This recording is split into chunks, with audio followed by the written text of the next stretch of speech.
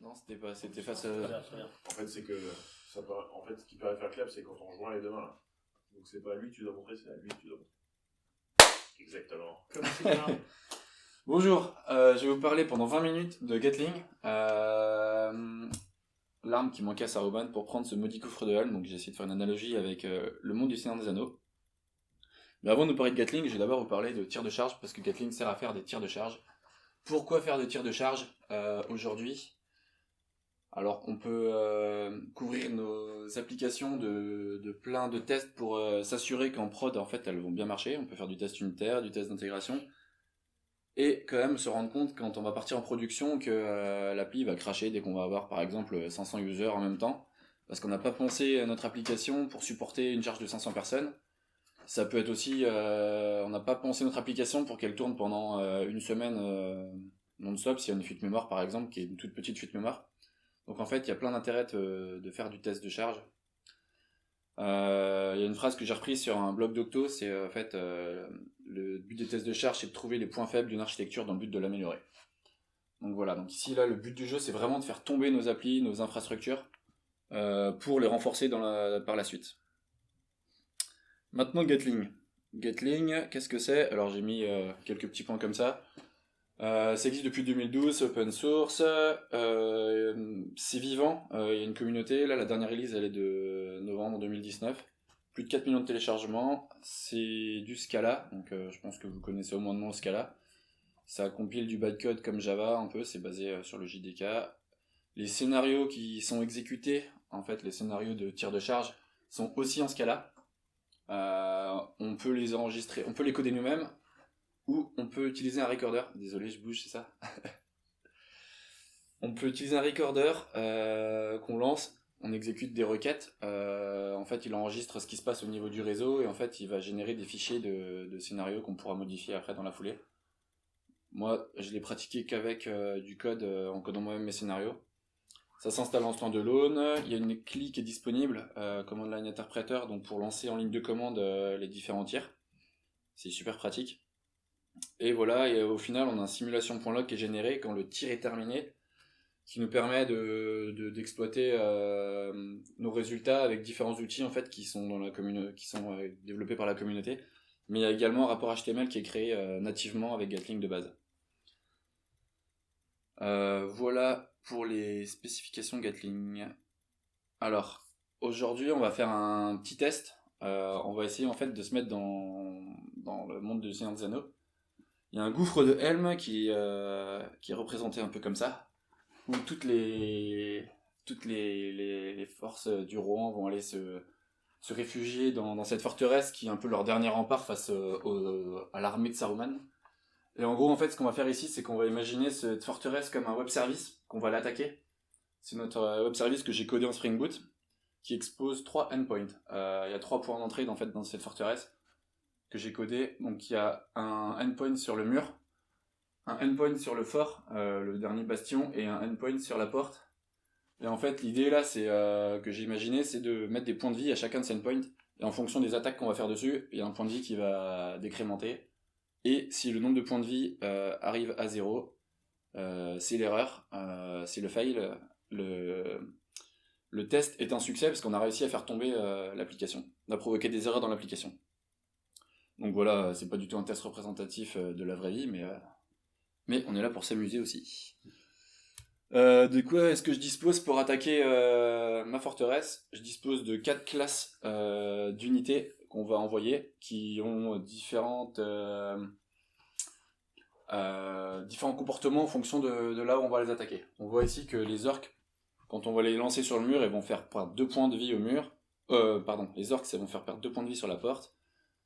C'est pas très efficace. Par contre, si on envoie un bélier sur la porte, ça va enlever 20 points de vie. Voilà, les explosifs, eux, ils vont être plutôt efficaces sur le mur, ils vont faire perdre 30 points de vie. Donc voilà, il y a différentes spécifications comme ça. Et donc en fait, on va envoyer toutes ces classes que vous avez vues ici sur 3 endpoints. Donc en fait, c'est représenté par des contrôleurs REST exposés par mon web service Spring Boot. L'attaque, à quoi est-ce qu'elle ressemble ? Donc voilà, là on reprend les 3 passes. J'ai mis un slash attaque parce qu'en fait j'ai mis aussi d'autres endpoints pour récupérer le nombre de points de vie. J'avais même codé aussi de quoi renforcer la porte avec des points de vie qui peuvent s'incrémenter, mais on va pas l'utiliser là. Et en fait, l'attaque, elle est toute simple, c'est un JSON qu'on va envoyer, avec juste, on précise la classe. Cette logique-là, elle est codée dans les contrôleurs directement. On a juste à fournir la classe, et en fait, le contrôleur va décrémenter le bon nombre de points de vie. Voilà, donc maintenant, je vais vous montrer vite fait mon code. Je suis désolé, je m'assois, parce que je suis trop grand pour me baisser. Alors, un scénario Gatling. Alors, Gatling, quand on l'installe, il y a ce répertoire parent qui est ici. Donc, il a ces binaires qui sont dans un répertoire bin, la conf ici, des librairies. Là, ce répertoire-là qui est vide pour l'instant, bon, il y a un point keep, là, je sais pas ce que c'est, mais on va dire que c'est vide. C'est là où vont être générés tous nos rapports de tir de perf. Le point target, c'est comme tous les applis Java, c'est là où est généré le bytecode. Et en fait, nos scénarios, pour que Gatling les prenne en compte, ils sont à mettre dans un répertoire qui s'appelle userFile. Vous voyez bien, ouais. Ce userFiles, il est composé de deux répertoires. Il y a ressources ici, où en fait on peut mettre des jeux de données entrants. Donc ici, en fait, je précise mes différentes classes possibles pour l'attaque. C'est ici que je vais venir les choper. J'ai mis une colonne description, mais en fait, on va pas l'exploiter. On va envoyer juste la colonne classe. Donc en fait, la première ligne, là, sur un fichier CSV, c'est les différentes colonnes. Et on a un répertoire simulation. Où là, j'ai laissé ça quand on installe Gatling, il met une basique simulation de base pour qu'on puisse s'inspirer. Mais moi, du coup, j'ai codé en fait ici ma simulation. Voilà. Donc, comment ça se présente? Donc, c'est un fichier Scala. Donc, j'ai appelé bataille du gouffre de Helm, mais en fait, c'est une simulation d'un point de vue Gatling. Donc, il faut étendre la classe simulation. Moi, en fait, j'utilise le protocole HTTP pour faire mon tir, mais en fait, Gatling, il nous permet de faire aussi du GMS. Donc, on peut mettre à l'épreuve des brokers, MQP, Rabbit, etc. avec Gatling également. Aujourd'hui, on va se concentrer sur HTTP.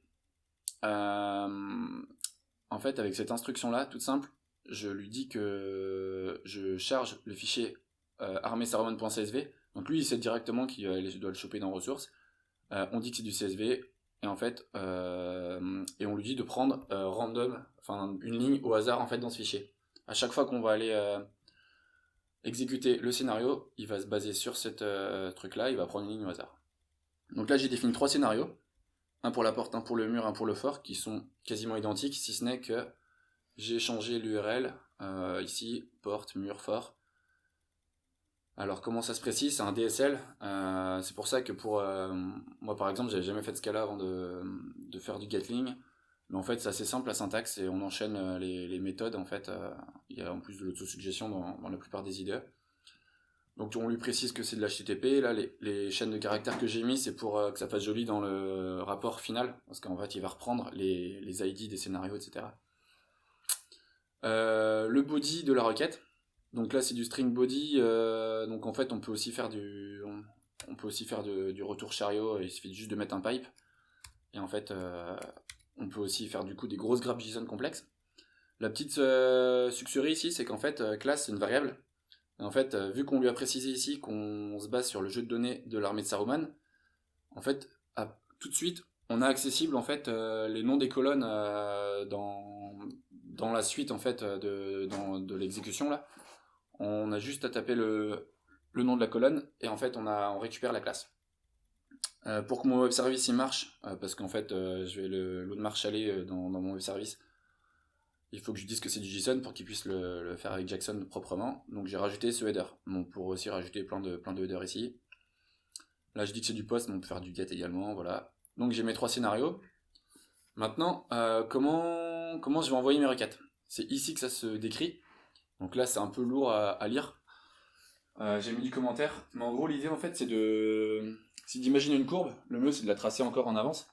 Dans le temps en fait d'un nombre de débits. C'est des débits en fait tout ça. Ça parle du user par seconde, mais en fait on peut imaginer que c'est des requêtes par seconde. On envoie du débit constant quand on appelle constant user per seconde. Et on ramp user per seconde, ça permet de faire une rampe proportionnelle. Par exemple, si je mets la première ligne là, je vais vouloir faire un ramp user per seconde de 0 à 10 pendant 10 secondes. En gros, pendant les 10 premières secondes de mon scénario, il va envoyer 0 requête par seconde au début. Première seconde, il va envoyer une requête seconde. La deuxième seconde, il va envoyer 2 requêtes de plus, 2 requêtes par seconde, etc. ça permet de dessiner des courbes comme ça de débit. Donc ça nous permet vraiment d'assurer un débit de requête qui sorte constant, en progression, en descente. Et on n'attend pas la réponse ici. C'est-à-dire que en fait, si le service met du temps à nous répondre, on continue d'injecter des nouvelles requêtes. On peut faire du coup un engouffrement et faire du DDoS sur des services. Donc voilà, là j'ai défini certaines courbes qu'on va retrouver dans les rapports. Des courbes différentes pour les 3 endpoints. Donc maintenant, on va lancer tout ça. Alors je vais d'abord lancer mon web service. Non, raté, là je suis pas sur le bon truc, c'est ici. Je suis à 10 minutes. C'est le son qui est chiant. Bah, c'est qu'on veut le capter là, mais c'est pas grave. Je l'arrête. Vous me direz quand c'est fini ? J'ai le temps là. Cool. Donc là, je lance mon web service qui correspond à ma forteresse. Hop. Qui va exposer main point. Je vous montre pas le code de mon web service, mais c'est un truc tout simple avec 3 contrôleurs. Et à chaque fois, j'ai fait un log pour dire j'ai reçu telle attaque, je décrémente et en fait, j'affiche le nombre de points de vie. On va pouvoir suivre ça en direct du coup. Et pour revenir vite fait à mes scénarios, en fait, il dure 2 minutes en tout. Là, pendant 10 secondes, il va se passer ça, les 30 secondes d'après, les 10 secondes d'après, etc. Et en fait, chaque scénario dure 2 minutes. Et vu que je les ai mis les uns après les autres dans le même setup, et que je vais exécuter en fait tous en même temps, c'est-à-dire que ces 3 scénarios vont être exécutés en même temps. Voilà, ici mon service est lancé, et maintenant... Un seul rapport, du coup. Et je vais avoir un seul rapport. On va avoir après les détails du rapport, mais en fait on peut aussi avoir des parties détaillées dans le rapport qui concerneront que un des scénarios. Il y aura en fait une partie globale et une partie spécifique. Donc là en fait je lance juste quand je suis dans le répertoire racine de mon Gatling, mon exécutable qui est dans le bin qui s'appelle gatling.sh. À ce moment-là il y a un petit peu de temps parce qu'en fait il compile mes fichiers Scala en bytecode, mes scénarios en fait. Là, en fait, il a parsé mon répertoire user files simulation. Et donc, il a trouvé ma basic simulation qui était là depuis le début. J'ai fait exprès de la laisser exprès, justement. Et ma bataille du gouffre de Helm. Donc, vu qu'il ne sait pas lequel lancer, il me demande de choisir. Donc, A, je mets 0. Il me demande de saisir une petite description. On s'en fout pour l'instant. Et là, c'est parti.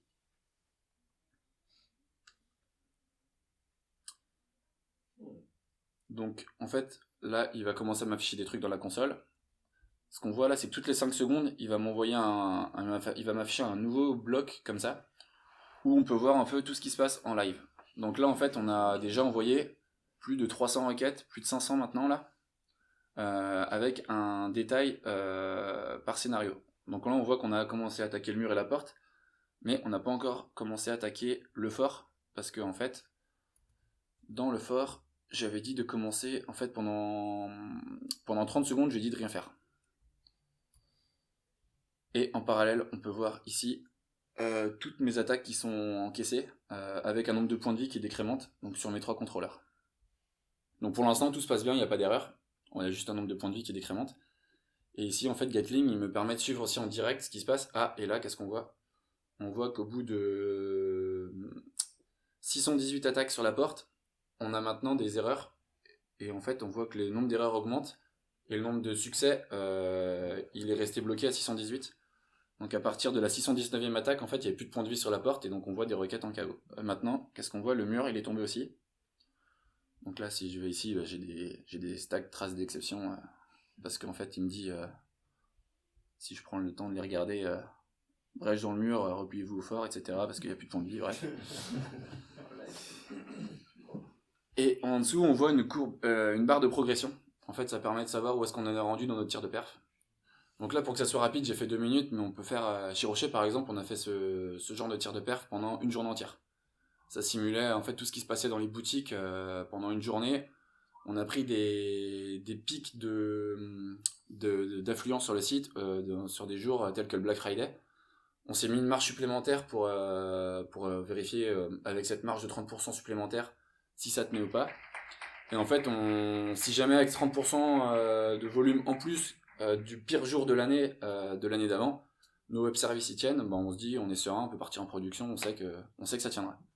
Et du coup, par rapport à ça, est-ce qu'on est obligé de donner une limite de temps ou on peut se dire, t'y vas jusqu'à ce que ça lâche? Alors, il y a différentes stratégies. On peut faire du tir justement de charge. On va essayer de faire du déni de service, d'inonder le service. On peut faire, je sais plus comment ça s'appelle, c'est un autre terme exactement. C'est du test de durée de vie dans le temps, en fait, où on va essayer de voir comment ça se comporte sur plus de temps, en fait. Par exemple, effectivement, on pourrait tenir 5 minutes à un gros volume, mais rien ne nous dit qu'au bout de 2 journées, avec un débit plus faible, on se casserait pas la gueule aussi, ouais. Donc ça, en fait, il faut réfléchir en amont en fait, le nerf de la guerre, c'est vraiment de définir ici ces courbes. En fait, en général, on commence par les définir graphiquement. Et ça, c'est le code qui résulte de la définition en fait, des courbes. Mais ça, c'est vraiment réfléchir. Il faut déjà en fait avoir des métriques sur ce que tu as en production. Comment ça se passe par exemple au magasin, on va voir qu'aujourd'hui, de midi à 14h, pendant que les gens sont en pause, il va y avoir un gros pic de volume sur les web services qui sont appelés parce que les gens sont en magasin. Donc il faut essayer de coller la réalité en fait si tu veux que ça soit représentatif de ton volume de production, quoi. Ou après tu peux faire des hypothèses. Ça tient pas, et puis tu incrémentes comme ça, quoi.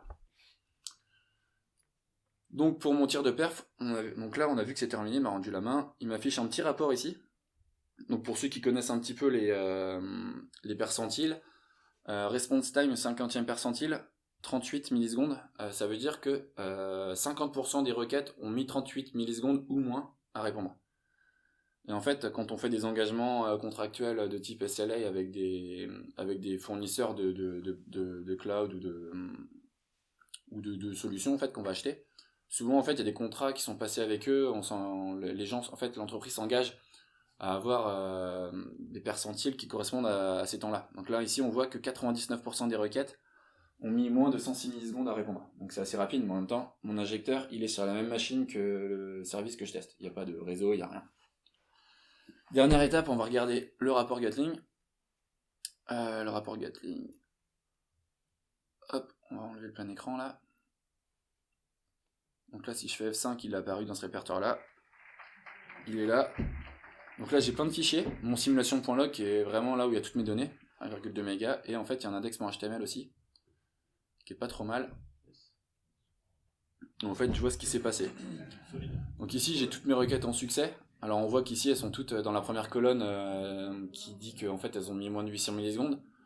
Mais bon, après, on peut avoir La deuxième colonne, ce sera de couleur orange ou jaune. Et puis là, orange, en fait, on peut mettre en fait, des warnings ici. Là, on voit mes 3 types d'attaques. Attaque du mur. En fait, on voit que le bleu, c'est le succès, et le rouge, c'est le chaos. Sur la porte, on voit que ça a lâché... Il y a beaucoup plus d'erreurs que de... Ouais, c'est kiff-kiff, en fait. Et le fort, lui, il a tenu tout le long du tir. Donc ici, en fait, on retrouve le même tableau que dans le terminal, avec tous mes percentiles. Donc là, j'ai vraiment un truc que je peux donner à quelqu'un qui est pas tech, un commercial ou n'importe quoi, pour lui dire voici les résultats de mon tir de perf, tous mes percentiles, ils sont là. Là, j'ai le temps maximum de réponse. Donc on voit qu'ici, la pire des réponses, elle a mis 380 millisecondes. Alors, ces temps-là, en fait, j'ai mis un thread point sleep aléatoire pour qu'on ait des chiffres un petit peu élevés, mais quand t'es en local, normalement, j'ai que du temps comme ça, hein, vu que c'est sur la même machine et que ça marche assez bien. J'ai des temps moyens ici, et j'ai voilà mes ratios succès KO avec des courbes ici. Donc là, ces courbes-là, c'est le nombre de requêtes. Donc en fait, c'est les différentes courbes que j'ai codées. Donc là, il y a le jaune, c'est le global. Et puis en fait, mes 3 scénarios, c'est les 3 couleurs en dessous là. Donc c'est les différentes courbes que j'ai codées. Là, c'est la distribution des temps de réponse. Donc en fait, on voit ici qu'en fait, tous mes temps de réponse, ils sont en 7 millisecondes à peu près. Surtout mes KO. Et mes succès, en fait, c'est mes succès qui étaient un peu plus longs. Parce qu'en fait, ouais, quand ça plante, j'ai pas le thread point sleep.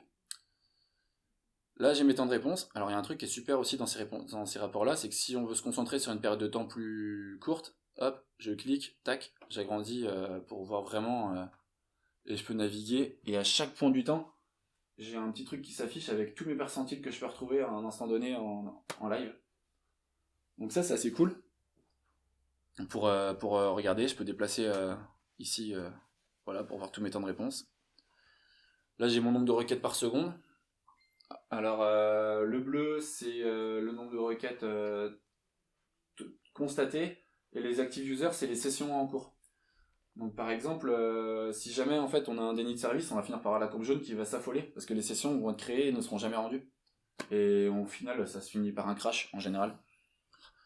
Là, en fait, c'est les KO et les erreurs qu'on voit en rouge, qui ont commencé à partir de là. Et puis qui sont jusqu'au bout, parce qu'en fait, une fois qu'un truc est tombé, il ne revient plus. Et comme disait Mathieu demandait tout à l'heure, on a aussi... là, on peut voir qu'en fait, on peut sélectionner... pour isoler, par exemple, si je regarde que la porte. Donc là, j'ai les chiffres qui correspondent qu'au scénario de la porte. Donc là, par exemple, on peut voir que les temps de réponse, ils sont un peu comme ça en dents de scie, mais c'est parce que j'ai fait de l'aléatoire un peu, mais entre deux fourchettes, entre 0 et 100 millisecondes. Et à partir de 12h37, on n'a plus de réponse, parce que toutes les réponses étaient en KO, et donc du coup, en fait, on récupère plus les temps de réponse quand c'est KO. Là, c'est le temps de réponse des requêtes qui sont en succès. On retrouve les courbes que j'ai en fait codées dans mon scénario Gatling, donc à savoir les rampes, les constantes, rampe constante quand c'est plat, c'est des seuils, et voilà après mes ratios encore d'erreur et de succès. Donc voilà pour mon rapport Gatling HTML qui est assez sympa. Et si je reprends mes slides. Avec ça, tu dragues les fonctionnels à changer. Ouais, donc normalement je vous montrais ça avant de commencer la baston. Et voilà, et donc tout mon code source, il est disponible à cette URL-là, à savoir mon web service et mon scénario Gatling, et puis mes slides. Voilà, je sais pas si je suis bien au niveau du temps.